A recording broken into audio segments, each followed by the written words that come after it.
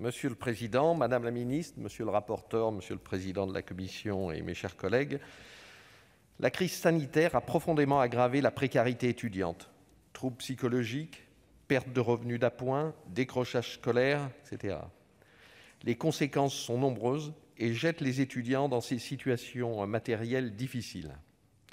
Le gouvernement a introduit l'été dernier une mesure essentielle dans l'accompagnement des étudiants en mettant en œuvre des repas à 1 € dans les restaurants universitaires pour les étudiants boursiers d'abord. Cependant, les auteurs de la proposition de loi, dont mes collègues du groupe RDSE, Véronique Guillotin et André Guiol sont co-signataires, soulèvent à juste titre que cette décision s'avère à l'usage inégalitaire. En effet, elle exclut de fait les étudiants boursiers éloignés des grands campus et des centres-villes et donc du système de restauration Crous. Pour autant, si les auteurs du texte prévoyaient un ticket restaurant étudiant disponible à tout moment pour tous les étudiants, cette situation était peut-être mal adaptée et un peu trop large. En effet, avec cette mesure, les Crous auraient dû faire face à la concurrence de la restauration privée avec finalement moindre financement.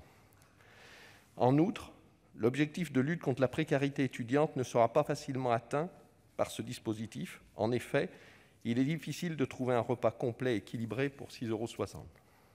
La Commission a utilement procédé à des modifications du texte pour centrer la proposition de loi sur la problématique de l'accès à la restauration universitaire. En effet, en l'absence d'une répartition homogène des restaurants universitaires, l'existence de zones blanches en la matière place certains étudiants en situation d'inégalité d'accès aux services publics du Crous. Ces étudiants de ces territoires sous-dotés en infrastructures sont ainsi dans l'impossibilité de bénéficier des tarifs sociaux.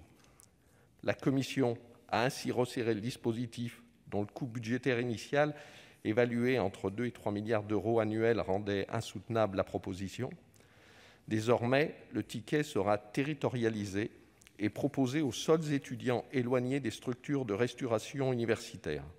Ceux-ci pourront bénéficier d'un ticket à tarif social pour se restaurer ou faire des achats alimentaires auprès d'établissements conventionnés, dont d'ailleurs nous souhaiterions connaître les modalités de conventionnement. Ce ticket restaurant étudiant sera ainsi une offre complémentaire à celle de la restauration universitaire. Cette solution permet d'ailleurs d'écarter tout risque de déstabilisation de la situation financière déjà très délicate du Crous.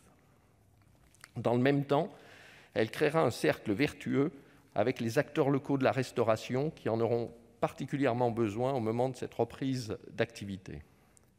Le groupe RDSE, comme je l'ai dit, est favorable à cette innovation qui ira dans le sens d'un meilleur service aux étudiants et par conséquent, nous voterons ce texte avec enthousiasme.